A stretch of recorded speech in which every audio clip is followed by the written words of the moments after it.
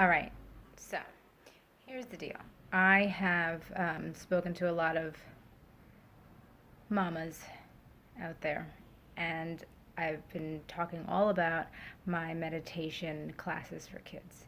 And a lot of the people that I am speaking to have children that are, toddlers, 2, 3, 4. They are giving me the most resistance. Um, and secretly, I love it.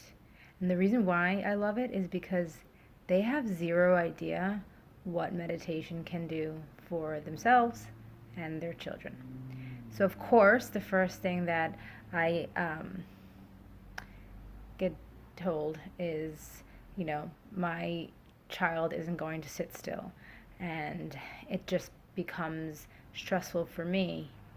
And I always present the question, well, what is meditation? And the traditional thinking of most people is, either laying down, or sitting up, or just sitting still for a while. And yes, that is definitely one way to meditate, but there are so many others. And I am so excited to help families find the way that works for them. You don't need someone to come into your home and help you meditate. But the reason why having someone there to facilitate the meditation for you and your child is so that your child can see you meditate. So the very first session is usually nothing more than a quick meet and greet. I'll go in, I'll find, a spot. Usually I will sage it, beforehand. And then we kind of all just sit together in the space. And I usually like it to be a place where there are at least one or two children's toys because clearly, as we all know, they're not going to sit still right away. And then they don't need to. All they need to do is be themselves. And that's the beauty of what comes from meditation. What you see is so different after you've truly had a practice. And it's just really great. So as the facilitator, I can take the parent into a nice meditation. And again, the first session, sometimes we can only really do it 2 or 3 minutes. And that's okay because we're not trying to be perfect. We're trying to progress. And that is what we do in life anyway. So what we'll do is the child can either sit next to mom or dad or big sister or aunt or friend, whoever is the adult in the room, and can sit next to them, maybe hold their hand, maybe help me facilitate and be my helper and do some sort of light touch technique that is okay with the person that is meditating. And then I'll take them through a quick guided meditation. We'll make it fun for the child. Whisper voices only. And if they get loud, they get loud. Because a lot of times we know children, we tell them to do something and they find it funny to do something else. But something that's even better than that is allowing them to do that.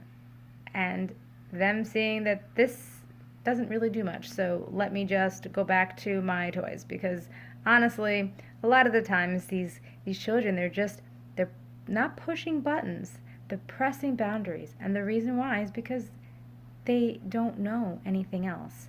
So we always need to meet them with love and patience and kindness in the meditation zone.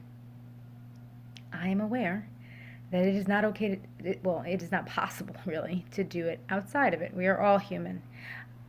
But when we meditate and when we meditate together, eventually, and I'm talking eventually, long-term plan here, your child will meditate with you. Another thing to do is also don't call it meditation. Don't make this time something they have to do. You're just going to do it. And there is myself or another facilitator in the room to ensure that the child is safe so you can close your eyes and you can go through the guided meditation with me, the breathing techniques, the relaxation, all of that stuff that we can go over together. And as I said, eventually the child will join. And when that time is right, when the child has decided that they can do it, that they want to do it, and that it is their choice to do this, then we can start to add them into the meditation. And I like to call it painting with our minds. And our canvas is behind closed doors. And behind closed doors is with your eyes closed. And that's how we start. And again, it might be a minute or 2 minutes, or the child really might not even want to do the painting of their minds and they just make up this entire story because they didn't actually do any of the meditation. That's fine too. Because at this point, a lot of these sessions are for bonding. You know, how crazy do we get when we're alone in the house with this toddler all day long? So it's a good idea to do this practice either in the morning, because usually kids are a little bit more. But if you have a morning bird, then that might not work out for you, but you'll find your time. I like to try and do this between 5 and 7 with my children if I'm really feeling a little crazy, because it helps you reset for the evening instead of just like hustle bustle to bed and then, it's just crazy. We all know. We all who have children know. So I encourage everybody to start a meditation practice. Maybe don't call it a meditation. Maybe just try and figure out a way to introduce this stillness. And I guarantee you, they will model your behavior. That is what children do.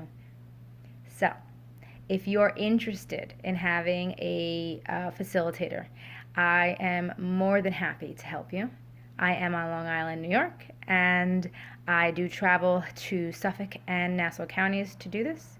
The packages are 4-week packages because we're working with children here. If this was adults, I could do 1 week, but we're working with kids, so it's really about routine.